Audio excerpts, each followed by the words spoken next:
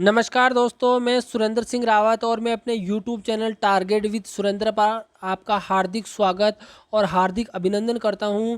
दोस्तों, इस वीडियो को बिल्कुल भी स्किप मत करना, इसमें बहुत महत्वपूर्ण बात बताने वाला हूं मैं। और जो चैनल पे नए हैं, चैनल को तुरंत सब्सक्राइब करें, वीडियो को लाइक और शेयर करें। उनको सेकंड ग्रेड की अगर आप तैयारी कर रहे हो तो बहुत फ़ायदा मिलने वाला है आपको। अब मैं मुद्दे की बात करता हूँ।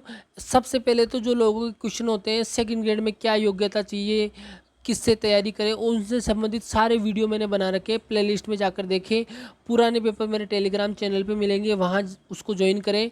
और आज जो मुद्दे की बात करने वाला हूँ वो मैं करने वाला हूँ दो चीज़ों पर। एक तो स्मार्ट स्टडी कैसे करें और दूसरी नोट्स कब तक आपको मिल जाएंगे, कब तक तैयार हो जाएंगे। देखो, मैं साफ साफ कहना चाहता हूँ आपको, जो है स्पष्ट बात, मैं दिन रात मेहनत करने में लगा हुआ हूँ। आपको मेरा हौसला बढ़ाना चाहिए कि सर आप तो नोट्स बनाइए, हम धैर्य रखे हुए हैं। और अगर ये बात आप मुझे बोलोगे तो निश्चित रूप से मेरा हौसला बढ़ेगा और मैं और अच्छी मेहनत कर पाऊँगा। तो आप थोड़ा धैर्य बना के रखें, जैसे ही नोट्स तैयार होंगे मैं आपको सूचित कर दूंगा और आप मंगवा लेना। लेकिन थोड़ा सा धैर्य बना के रखें और मुझे मोटिवेट करें, मैं भी आपको मोटिवेट करता हूँ। नोट्स से संबंधित बात में मुझे मोटिवेट करें कि सर हम धैर्य बनाए रखे हुए हैं, कमेंट में ज़रूर लिखना। और मैं आपके लिए नोट्स तैयार कर रहा हूँ, तो मैं पूरी मेहनत करूँगा। तो जल्द ही तैयार हो जाएंगे, जितना जल्दी हो सकता है। आपसे ज़्यादा मुझे चिंता है, क्योंकि मुझ पे लोगों ने विश्वास किया है, मैं उनका विश्वास नहीं तोड़ना चाहता। तो आप थोड़ा धैर्य बना के रखें, बस आपसे ये रिक्वेस्ट रहेगी, है ना। अब देखो, हमारा जो मुद्दे का पॉइंट आता है वो आता है कि सेकंड ग्रेड बनने के लिए हमें स्मार्ट स्टडी करना ज़रूरी है, क्योंकि आज का ज़माना बहुत ही कंपटीशन वाला ज़माना हो गया है। इसमें बहुत ज़्यादा कंपटीशन है, लेकिन इतना भी कंपटीशन नहीं है कि आप सीट नहीं निकाल सको। क्योंकि जो मेहनत करने वाला बंदा है वो सीट निकाल लेगा कैसे भी करके, लेकिन उसको 3-4 फॉर्मूले हैं जो बहुत ही मनन और विश्लेषण करके अपनाने पड़ेंगे, तब तो वो निश्चित रूप से सेकंड ग्रेड की सीट निकाल सकता है। और सेकंड ग्रेड से आसान कोई प्रश्न पत्र नहीं है। सेकंड ग्रेड निकालना इतना आसान है जितना दूसरे कंपटीशन एग्ज़ाम निकालना नहीं है, विश्वास मानिए मेरी बात को। जो एसएसटी के विद्यार्थी हैं उनको तो केवल जीके पढ़ना है। अदरवाइज़ दूसरे सब्जेक्ट वाले जो टीचर बनेंगे उनको क्या करना है, अपने सब्जेक्ट पे कमांड बनानी है। और जीके वाले जो मैटर है वो मैं प्रोवाइड करवा दूंगा उनको, मेरी जितनी जल्दी हो सके कोशिश रहेगी। सबसे पहले देखो, स्मार्ट स्टडी करने का क्या है, जो फॉर्मूला बता रहा हूँ उसको अपने जीवन में मनन चिंतन करके उसको अपनाओगे तो पूरा फ़ायदा मिलेगा आपको 100%। लेकिन अगर आपने इस कान से सुना और इससे निकाल दिया तो फिर उसका कोई मतलब नहीं है। देखो, जो बात कह रहा हूँ वो बहुत सीरियस तरीके से मैं कह रहा हूँ। पुराने प्रश्न पत्र का गहराई से विश्लेषण करें। गहराई से विश्लेषण करने का मतलब गहराई से ही विश्लेषण करना है, मतलब बहुत गहराई से कैसे कैसे प्रश्न आते हैं, मिलान करने वाले, गलत युग्म छांटने वाले, या और किसी भी प्रकार के कथन वाले, कथन सत्य है कि असत्य है, हर प्रकार के प्रश्न का आप विश्लेषण करें पेपर में। जब आप प्रश्न का विश्लेषण करें तो वो प्रश्न विशेषकर सेकंड ग्रेड के पुराने पेपर का विश्लेषण करें। और आरपीएससी में ऐसे प्रश्न जो अपने टॉपिक से रिलेट करते हैं, ऐसे प्रश्न पूछे गए तो वो प्रश्न आपके दिल और दिमाग में छप जाने चाहिए कि आरपीएससी ने फला एग्ज़ाम में फला प्रश्न पूछा है और अब इस तरह का प्रश्न बनने की और संभावना है। इसी तरह का कुछ मिलता जुलता प्रश्न बनेगा, चाहे वो अप्लाइड क्वेश्चन हो, चाहे कथन वाला हो, चाहे मिलान करने वाला हो, चाहे गलत युग्म छांटने वाला हो, किसी भी प्रकार का प्रश्न हो आपको आना चाहिए, क्योंकि आपने गहराई से विश्लेषण किया कि इस तरह के प्रश्न पूछती है आरपीएससी। तो मुझे भी इस तरह से पहले से ही रण क्षेत्र में जाने से पहले ही मुझे इस तरह की तैयारी कर लेनी है। इसको बहुत बहुत गहराई से ले। पुराने प्रश्न पत्र का विश्लेषण करने का मतलब है किस स्तर का प्रश्न पूछा जा रहा है, किस प्रकार का प्रश्न पूछा जा रहा है। और उसके अलावा जो है, जो आपके प्रश्न पत्र में पूछे गए तो उसका लेवल क्या है, सारी चीज़ें आप देखोगे उसमें XYZ उसका हर तरह से, हर तरफ से 360 डिग्री जिसको हम बोलते हैं, 360 डिग्री जो आप है उसका विश्लेषण करेंगे और उसके बाद में दूसरा फॉर्मूला जो अपनाएंगे आप समझकर याद करेंगे, क्योंकि समझकर किसी टॉपिक को याद करते हैं तो वो अधिगम कहलाता है। और अधिगम अगर आपका हो गया एक बार, अधिगम हमेशा स्थायी होता है, आपने शिक्षा मनोविज्ञान में पढ़ा होगा। तो आप रटे नहीं, अधिगम करें। अधिगम का मतलब समझकर याद करना, जो समझकर याद करते हैं वो जीवन में भूलते नहीं है, उसको बोलते हैं अधिगम। तो आप अधिगम करें, अधिगम। रटन विद्या पर आधारित प्रश्न नहीं देके, रटन विद्या पर आधारित चीज़ों को नहीं पढ़े, क्योंकि आपको समझ कर याद करोगे तो कंसेप्चुअल कोई भी क्वेश्चन आएगा उसको हल कर पाओगे आप। जब आपने अधिगम कर लिया तो उसका बार बार अधिगम हो गया, तो पहली बात तो अधिगम होने का मतलब ये स्थायी। लेकिन फिर भी अपने क्या है कि अधिगम, जैसे मान लो आपने समझ कर याद करा लेकिन वो कहीं ना कहीं थोड़ा हम भूलने की स्थिति में रहते हैं, तो उसका बार बार अभ्यास करें। जब बार बार आप अभ्यास कर लोगे, जितनी बार एग्ज़ाम तक कोई इसकी काउंटिंग नहीं है कि इतनी बार आपको बार बार अभ्यास करना है, जितनी बार आप रिवीजन कर सके अपने मैटर का उतनी बार रिवीजन करें।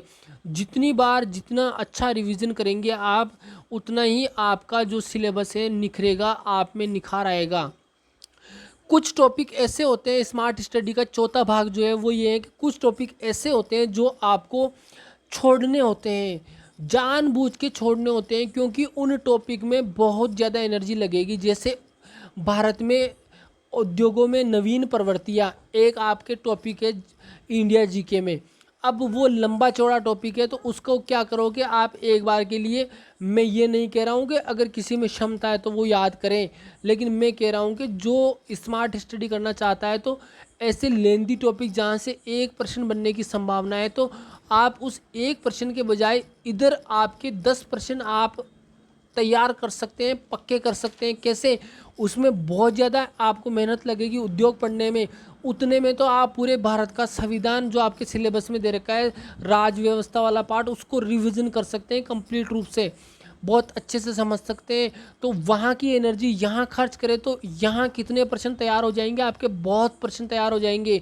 ये चीज़ आप अपने जीवन में अप्लाई करोगे कि कुछ टॉपिक छोड़े, तो कुछ टॉपिक छोड़े, चुनिंदा टॉपिक ही होने चाहिए जिनमें आपको दिक्कत आती है, जिनको पढ़ने में बहुत ज़्यादा लेंदी है, उनको याद करने में दिक्कत आती है, और वहाँ से फिर भी प्रश्न ये नहीं होता है कि कन्फर्म सही हो जाएगा। लेकिन कुछ ऐसे टॉपिक होते हैं, कुछ नहीं बहुत ज़्यादा ऐसे टॉपिक हैं आपके सिलेबस में जहाँ से प्रश्न निश्चित रूप से आएगा, और उसका बारंबार आप अभ्यास कर लोगे तो वहाँ से आप निश्चित रूप से आप प्रश्न सही कर जाओगे और उसको एग्ज़ाम में सही करके आओगे। तो ये आपके 4 पॉइंट। और 5वां पॉइंट में बता दूं, आप अगर किसी से फ़ोन पर या आमने सामने बैठकर सेकंड ग्रेड का टॉपिक आपने किसी भी टॉपिक पे चर्चा करी, जैसे आपने एकीकरण पढ़ा और एकीकरण पे आज आपने चर्चा कर ली, आपस में प्रश्न पूछ लिए, तो आपकी कमियां आपस में आपको पता चल जाएगी और उसको आप सुधार लोगे कि ये चीज़ मुझे नहीं आई तो मुझे याद करनी है। तो इस प्रकार आप डिस्कस करें। ये 5वां पॉइंट है स्मार्ट स्टडी करने का।